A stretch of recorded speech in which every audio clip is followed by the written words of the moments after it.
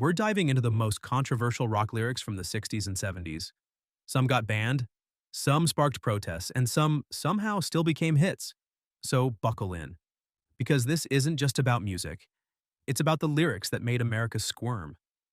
And sing along anyway. If you were cranking your radio in the 60s or 70s, you already know rock wasn't just music, it was a movement. And while the melodies hooked us, the lyrics, they sparked debates, rewrote rules, and in some cases, got people fired. So let's take a walk down memory lane. Number 10, The End, The Doors, 1967.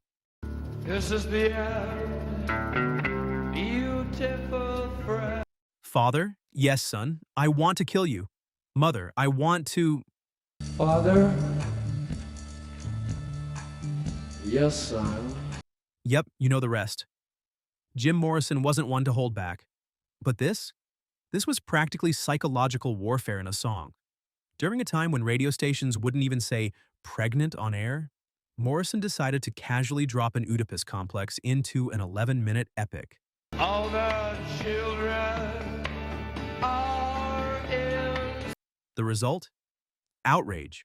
Some stations bleeped it. Others banned the track outright. But let's be honest, you didn't play the end for the lyrics. You played it because it felt like a bad dream you didn't want to wake up from. The end of life. Creepy? Yep. Iconic? Absolutely. The real kicker is that Morrison improvised that infamous line during a live performance at the Whiskey A Go-Go. The band got fired, but the song lived on. Did you ever catch this one late at night and think, what was Jim Morrison trying to exercise? Number 9, I Am the Walrus, The Beatles, 1967. I am the walrus. Yellow matter custard, dripping from a dead dog's eye. Yellow matter custard. Dripping from. Now we know the Beatles weren't strangers to pushing boundaries, but this was peak Lennon madness. Was it drug-fueled nonsense? A middle finger to overanalyzing English teachers? Probably both. But parents weren't amused. Dead dog's eye? Dripping from a dead dog's eye. Gravel up. What in the acid trip is going on here? The BBC even banned it for being too mysterious and obscure. Seriously, too weird for the BBC? That's saying something. Lennon later admitted he cobbled together the lyrics from multiple sources. Nursery rhymes, Lewis Carroll, nonsense poetry, Like Lucy in the sky, see how they run. I'm crying. and a deliberate attempt to confound people who read too much into Beatles songs. Mission accomplished. And if you've ever chanted Goo Goo Gajoob in public, well, you're part of the weird club now. Number 8, Let's Spend the Night Together, The Rolling Stones, 1967. Let's spend the night together now. Ah, yes, the subtle art of innuendo, except not so subtle. Let's Spend the Night Together might sound tame today, but in 1967, that was scandalous. So scandalous, in fact, that when the Stones performed it on the Ed Sullivan Show, they were forced to change the line to, let's spend some time together. Baby, I'm just decided, baby, now. And if you look closely, Mick Jagger rolls his eyes mid-performance. Rebellion never looked so smug. Still, some radio stations refused to play the track. Why? Because the suggestion of, spending the night was too much. This was before the summer of love really kicked into gear. My tongue's getting tired. Tongue's getting tired. You could suggest a lot of things, but come right out and say it? That was a line. Different times, huh? Let me ask you this. Did you actually know anyone who was shocked by this lyric back then? Or was it just the suits pretending to be offended? Number 7. Only Women Bleed. Alice Cooper, 1975.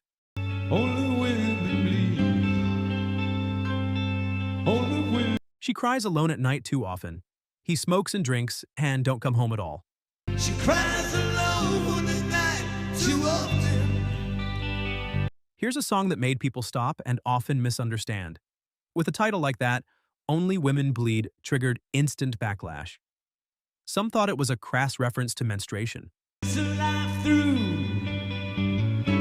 raising up a man. Others thought Alice Cooper had finally gone off the rails. But if you actually listen to the lyrics, it was clear. This was about abuse, domestic violence, isolation, tragedy. The problem? Not everyone listened. Radio stations freaked out. Feminist groups protested. And I smoke and drink, I don't come home at all. Conservative stations refused to touch it. But under all the shock was a genuine attempt to give voice to women who suffered in silence. Powerful, raw, and very ahead of its time. Do you remember when this came out? Did you know what it was really about? There's 6. One Toke Over the Line, Brewer and Shipley, 1970. Down in a railway station, one toke over the line. One Toke Over the Line, Sweet Jesus. One toke over the line, sweet Jesus, one toke over the line. A spiritual ballad about getting high. What could possibly go wrong? Brewer and Shipley turned a casual drug reference into a top 10 hit. But when they performed it on the Lawrence Welk Show, yes, that Lawrence Welk Show, nobody seemed to realize it was about marijuana. And now I'm returning and showing off the... Or maybe they did, and just didn't care. Either way, it was surreal. But radio stations? Oh, they cared. A lot. The FCC launched investigations and a bunch of stations yanked it. One toke over the line, one toke over the line. Still, One Toke Over the Line became a counterculture anthem. Simple, catchy, subversive.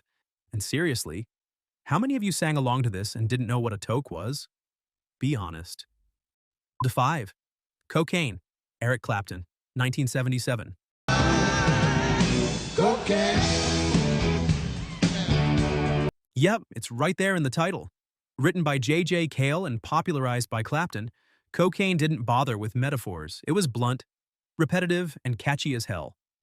Some argued it was anti-drug. When you think it's gone, and you wanna ride on cocaine. Others said it glamorized drug use. Clapton himself later said it was meant to be a warning. But come on, that riff, that groove, you weren't not singing along. Plenty of stations refused to play it.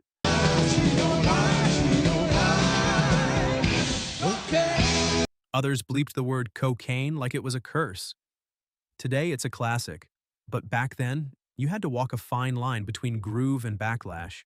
4. Taxman, The Beatles, 1966.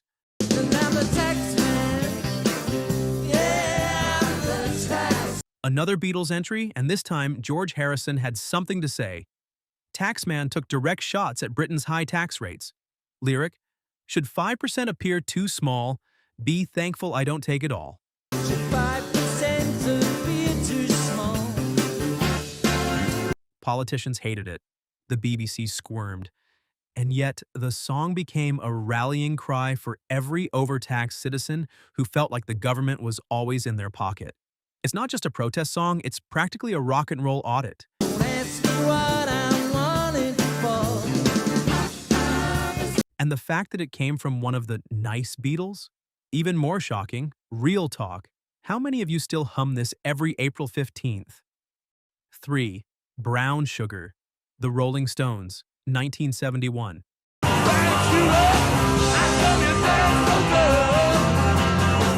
This one's complicated. Musically, it's a banger, no doubt. But lyrically, references to slavery, interracial sex, and drug use, all in one song. Mick Jagger later admitted he wasn't sure he'd write it the same way today. And yeah, critics have dissected this one from every angle. Racist, sexist, or just provocative for the sake of it.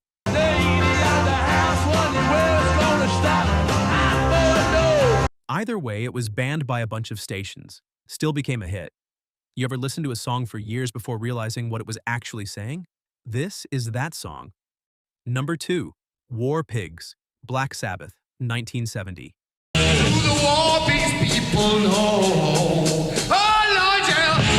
Now let's talk about anti-war fury.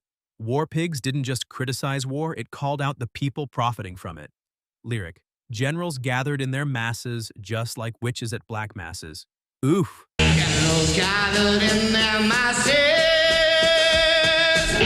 That line alone made military brass grind their teeth. It wasn't subtle, It was heavy, apocalyptic, and brutally honest. And while the Vietnam War was raging, Ozzy and the gang were basically shouting, "You're being lied to." Controversial? You bet. But it gave a voice to a generation that didn't want to be cannon fodder. Cast the priest into the fire. Fun fact, the song was originally titled Walpurgis, but they changed it to something more marketable. Would it have still hit as hard with a spooky German folklore title? Theater 1, Sweet Leaf, Black Sabbath, 1971.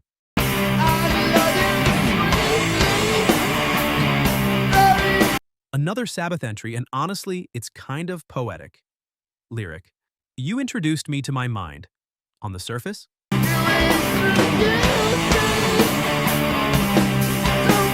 a love song. In reality, a love song to marijuana, that coughing at the beginning.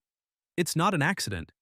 Sabbath made no secret about the meaning, but you wouldn't believe how many people thought it was some metaphor for inner peace. Radio stations? Nope, they knew.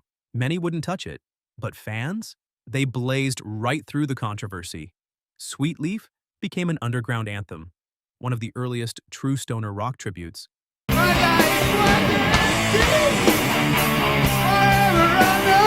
And today, it's practically a rite of passage in classic rock. Rock music never played it safe. And these lyrics, they weren't just provocative for the fun of it. They were mirrors reflecting the chaos, the rebellion, and the raw honesty of a changing world. From war to weed to whispered taboos, these songs said what others wouldn't. Even when it got them banned, boycotted, or bleeped, they still made it to your radio and your memory. So tell us, did any of these songs shock you back then? Or did you know exactly what they were saying and crank them up anyway? Drop your thoughts in the comments.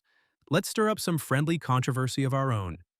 And if you like this trip down memory lane, don't forget to like, share, subscribe, and ring that bell for more stories from the soundtrack of your life. Catch you on the next spin, Legends.